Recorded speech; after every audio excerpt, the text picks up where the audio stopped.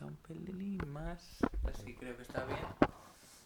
Te quería comentar, bueno, básicamente que me comentaras lo que estábamos hablando, ¿no? En la sede.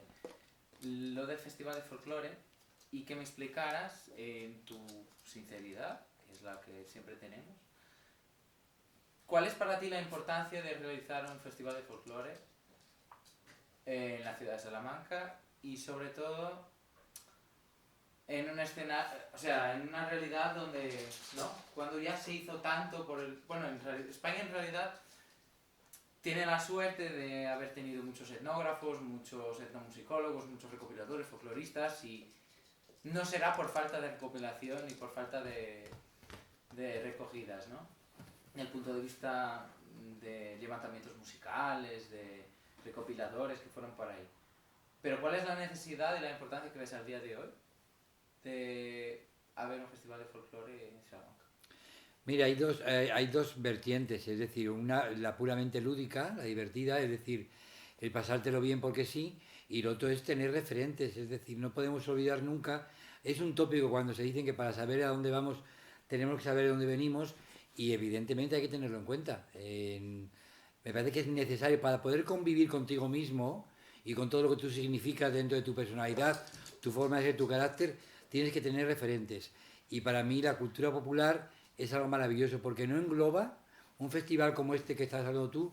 No solamente hablamos del baile como tal, sino que hablamos del baile, hablamos de la indumentaria, hablamos de los peinados, hablamos de la forma de comportarse, la actitud que tiene un pueblo determinado, y eso a través del folclore se manifiesta. Y poder tener contacto no solo con el folclore de tu tierra, sino con otras tierras y ver las diferencias y las similitudes que hay, me parece maravilloso.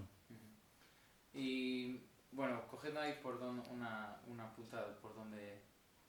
Voy a tirar de algunas puntas, ¿no? De algunos hilos de que Tira del creo hilo, tira del hilo. que hemos comentado alguna vez. Em, Sabrás, mejor que yo, ¿O no? sí, no, seguramente que sí, que el folclore o lo que subimos a un escenario en altura de un festival de folclore no es lo mismo que el folclore en su sitio. Y esa fue a lo mejor una de las controversias que yo me di cuenta que... O que Que disfruto... tienes contigo mismo. Sí, Que ¿no? Que tienes tengo contigo conmigo mismo. mismo, ¿no? También por el trabajo que estoy realizando, porque va muy de encuentro a esto, ¿no? El folclore en su sitio, en la calle, sin muchas normas, con el objetivo ese, lúdico, de pasarlo bien. Claro, ya te lo he dicho. Mira, digo, O un festival en el cual hay ensayos, hay nervios, hay tensiones entre personas, hay camerinos, hay como todo lo que el folclore no incorporaría. ¿No lo ves como contradicción? no, para nada. Yo creo que es algo... se puede vivir aislado, pero está muy bien que haya conjunción. Pasa con todo. Es decir, yo si me dedico al teatro, también me he dedicado al teatro, puedo decir, hoy hacemos happening, improvisamos, hacemos lo de la gana, o sencillamente lo convierto en espectáculo. Y cuando yo convierto en espectáculo, no solamente trabajo o lo hago para mí, sino también pienso en un público.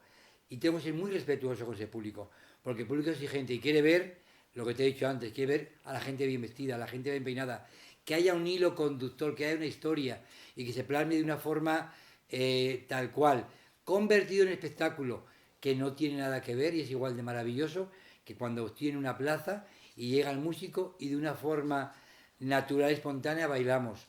¿Entiendes? Que está perfecto. Y es el disfrute por el disfrute.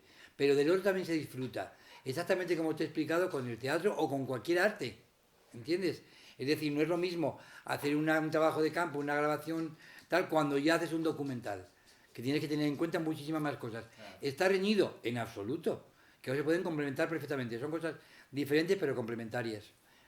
¿Tú crees que de alguna forma los festivales de folclore, o sea, si crees o si ves que son necesidades diferentes y que cubren necesidades diferentes?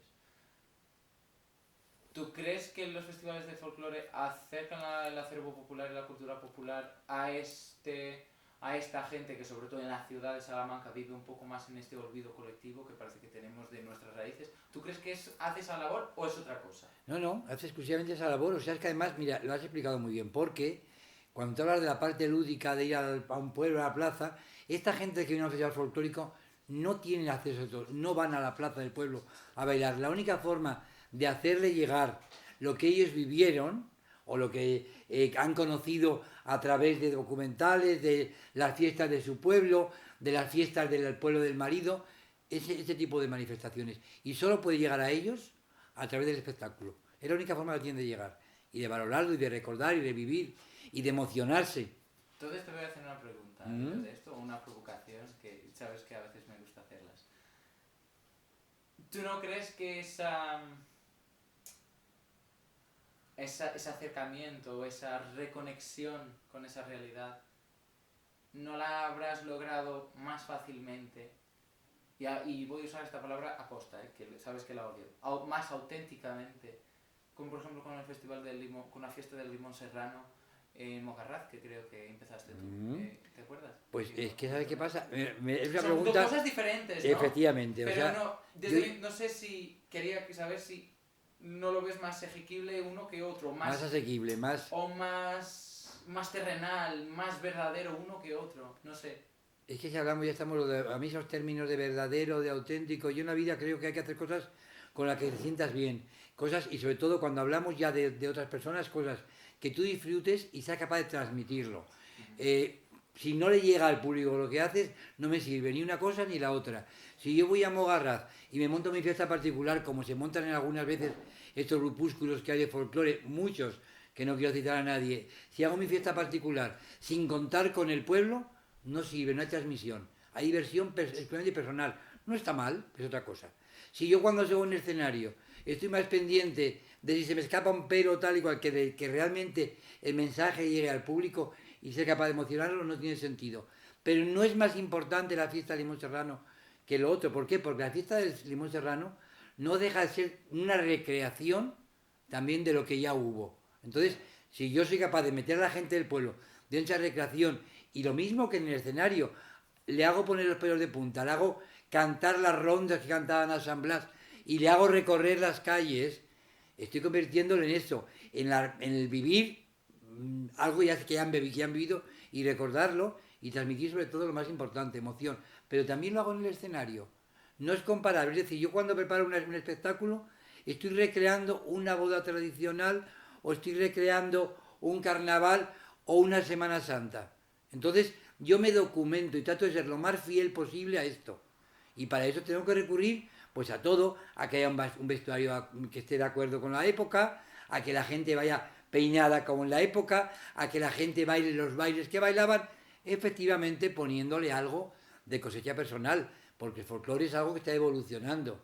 Y yo, se tocaba esto de esta manera, no, yo puedo intentar introducir otros elementos y hacer posible la convivencia y el diálogo entre el pasado y el presente, que me parece fundamental para tener un futuro coherente. Y en ese diálogo, ¿cómo vives o cómo te relacionas con una herencia que existe en el baile charro y en todos los bailes donde pasaron los coros y danzas de la sección femenina? O sea, ¿y hasta qué punto tú convives con ello? Es que sé que eres consciente. ¿Lo aceptas? ¿Lo intentas cambiar? ¿Lo intentas dar otra vuelta? O sea, ¿qué te produce a ti la estandarización que también supuso la sección femenina? Como todo, como la gimnasia, la educación física que se estudia ahora no tiene nada que ver con aquellas tablas gimnásticas que nos hacían cuando el régimen, pero seguramente alguna aportación hubo. Fíjate, a mí todo lo que me llega es información. Yo tengo como un disco duro aquí. Y yo toda la información que me llega, la recibo. Y luego la reciclo. Es decir, yo luego selecciono lo que tengo. Si me preguntas por cosas concretas como acción femenina, que ahora hay un empeño por de cargarse de que todo es negativo, es mentira. Hicieron cosas buenas, pues como las estoy haciendo yo, y cosas malas, pero vamos a coger lo bueno. Cuando alguien defiende cosas totalmente absurdas y negativas en función de la tradición, yo no hay cosa que más odie que digan, esto hay que mantenerlo porque es una tradición. No, las tradiciones se mantiene lo bueno y lo malo no lo cargamos.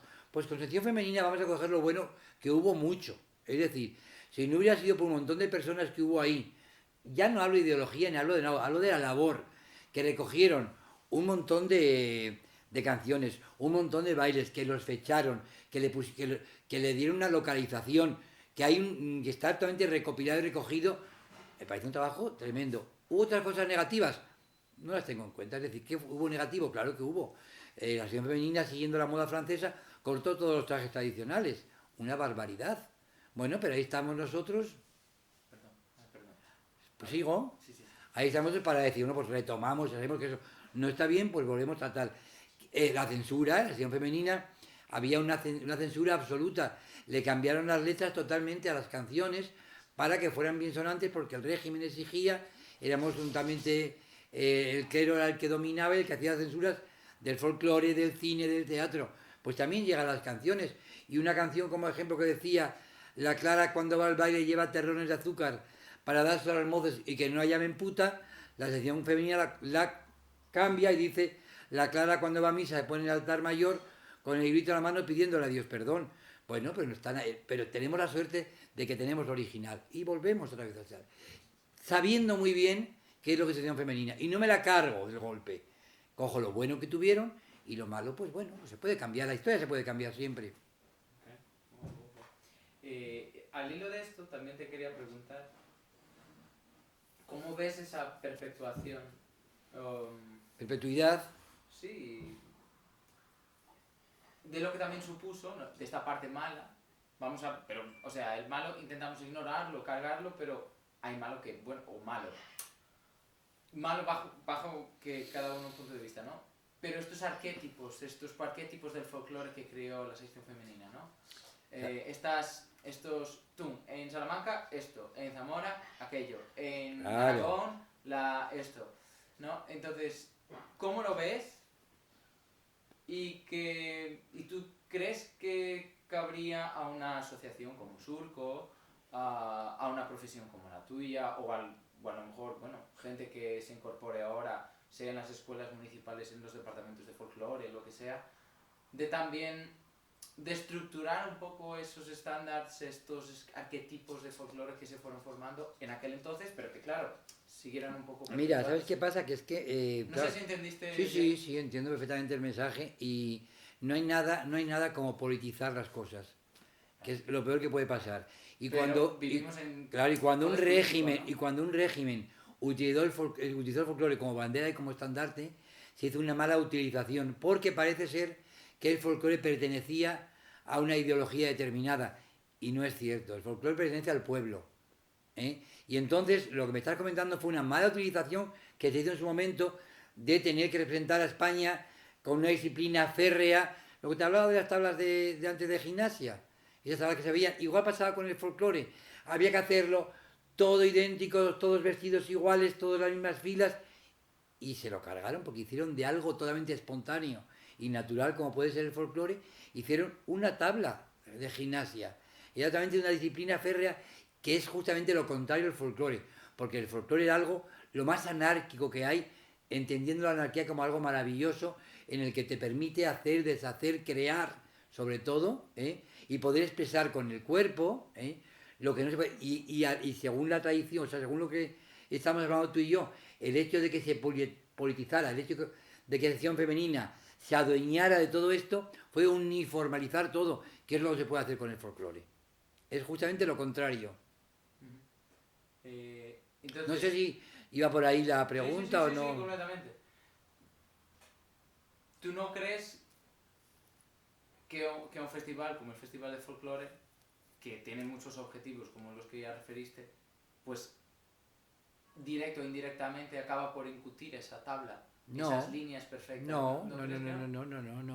Yo, por ejemplo, tú lo has visto, yo hice una boda charra en la que había gente que iba vestida de una comarca, gente que iba vestida de otra, como iban a las bodas, Claro. gente que iba peinada de una forma determinada, cantábamos canciones alusivas a las bodas, había un ritual que tenía que ver, hemos llevado de una forma, claro, totalmente mucho más concreta, porque hablamos de un espectáculo, a un escenario, lo que se vivía. ¿Que hay gente que lo hace? Sí, claro, hay gente que perpetúa lo que estamos hablando. Hay gente que sigue perteneciendo al régimen y pensando que todo el mundo tiene que ir vestido exactamente igual, peinado exactamente igual, y que los cruces tienen que ser perfectísimos. Claro que los hay, pero no es mi objetivo ni es lo que yo defiendo. Muy bien, muy bien. ¿Cómo verías y cómo ves al día de hoy proyectos o artistas, como ya lo hemos comentado muchísimos, y artistas, no personas, artistas que dan todavía esa vuelta añadida al folclore o a las prácticas folclóricas o a la música tradicional, a todo lo que queramos llamar, ¿no? Entre estos artistas podríamos incluir, bueno, por decir algunos nombres, ¿no? Porque esas personas tienen nombres, o sea, artistas del rollo un poco más folk, como sería, por ejemplo, grupos como Folk Congress, Ringo Rang o todos esos, ¿no? O Rodrigo Cuevas, que ya tiene alguna aportación nueva, ¿no? No solo desde la música electrónica que le añade, pero también desde las propias letras, que ya van contextualizando con la sociedad y con la materialidad con que vives al día de hoy, con los problemas y cuestiones con las que vives hoy. Sí, que se hace algo social. O también el otro tipo de, como Bayuca, en el cual también la electrónica ya asume una gran protagonista. ¿Cómo ves este camino, por no llamar revolución, pero sino este camino, ¿no? Este recorrido de la propia música tradicional en España? Bueno, te lo he dicho antes, que lo importante es que haya un diálogo perfecto entre el pasado y el presente para llegar a un futuro coherente. Creo que te dije esas mismas palabras. Me parece maravilloso. Siempre que se haga un trabajo riguroso, es decir, si yo, te lo he dicho, es que no puede ser folclore, tenemos una idea equivocada, nunca puede ser un fósil. Está en constante evolución y está muy bien que haya grupos emergentes que toquen el folclore actualmente, que recurran, pues está todo inventado. O sea, que aquí el reggaetón, que aquí el pop, que el rock, que no es algo que surge de la nada. La base es la misma. Todos venimos de las dos piedras y del animal que matamos para comer de su piel y hecho un pandero con las ramas del árbol. Todos venimos de ahí y poder recurrir a eso e ir añadiendo y procesando voces, ritmos, situaciones sociales que tienen que reflejarse en las canciones, que es lo que se hizo siempre. Con lo que tenemos a nuestro alcance, que hay muchas más cosas, me parece maravilloso. Y además, nada está reñido con nada. Al contrario, aquí cabemos todos. Y, o sea, a mí me decían cuando yo llevaba un espectáculo, os hacía con otro tipo de música folclore, y decía, oye, es que el folclore, digo, o sea que el flamenco se puede hacer de todo. El no sé cuánto, pero el folclore castellano parece que tenemos que estar relegados a ser la mínima expresión, a estar ahí, perdón, con el culo del mundo. No, no, no, no, no.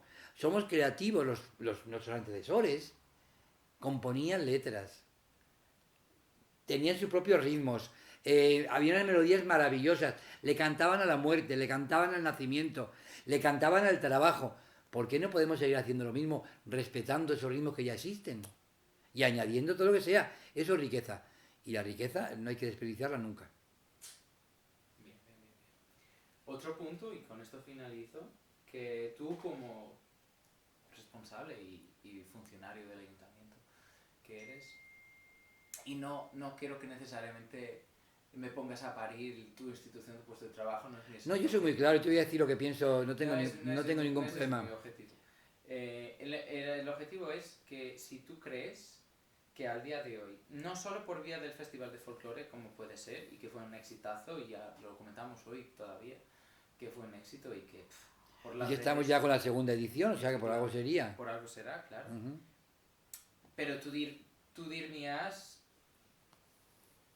que este tema del folclore, para los ayuntamientos, para las instituciones públicas, ellos son conscientes de que esto no es una inversión a fondo perdido, porque ellos, desde el punto de vista también económico, y no solo, bueno, y del político también, ya lo sabemos, ¿no? Hay siempre algo que recaudar. Mira, es cuestión de sensibilidades. ¿Tú crees? Sí, es decir, hay políticos que sí que tienen sensibilidad, desgraciadamente son los mínimos.